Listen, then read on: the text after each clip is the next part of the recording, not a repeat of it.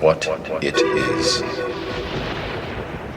The Matrix is everywhere. It is all around us.